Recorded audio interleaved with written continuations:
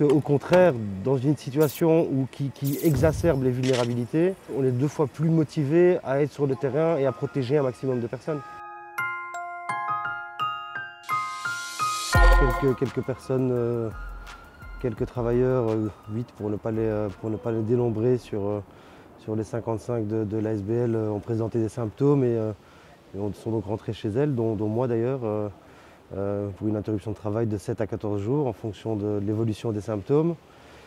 Pour le public, je pense qu'on peut croiser les doigts, mais c'est pas trop se réjouir non plus. Donc on a eu peu de cas confirmés à la Porte du Lys ou à la Suisse Ross.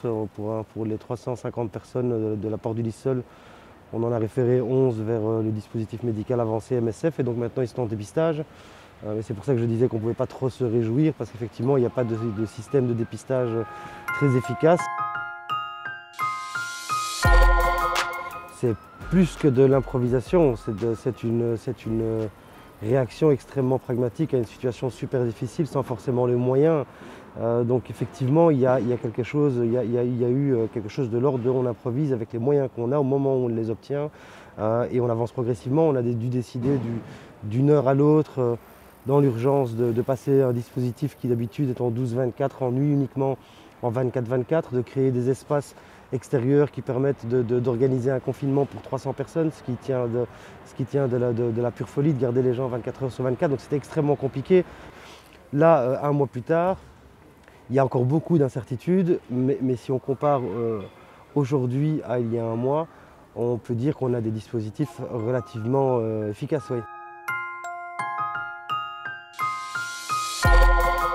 Il y a des incertitudes par rapport aux travailleurs de première ligne. On sait qu'on doit être particulièrement attentif, par exemple, aux symptômes et aux risques qu'on a d'être nous-mêmes des propagateurs du virus en partant du travail ou en allant au boulot, en rentrant chez nous. Malgré notre travail de première ligne, on reste non prioritaire dans l'accès aux protections, dans l'accès au dépistage, etc. Aujourd'hui, on a, je le disais, 8 personnes sur 50 au total qui ont dû prendre une interruption de maladie et qui présentent certains symptômes pour lesquels on n'a pas de confirmation. Et donc on risque de renvoyer ces gens au travail ensuite au contact de plusieurs centaines de personnes sans avoir eu la certitude qu'il s'agissait d'un coup de froid ou d'un Covid, etc. Donc voilà, ça reste des incertitudes, ça reste compliqué.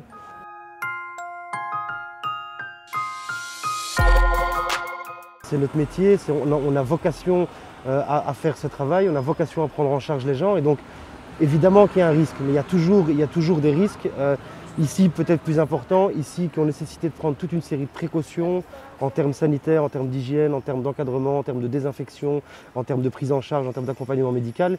Mais on le fait, on s'adapte parce que c'est notre boulot et donc je pense qu'au contraire, dans une situation qui exacerbe les vulnérabilités, on est 2 fois plus motivé à être sur le terrain et à protéger un maximum de personnes.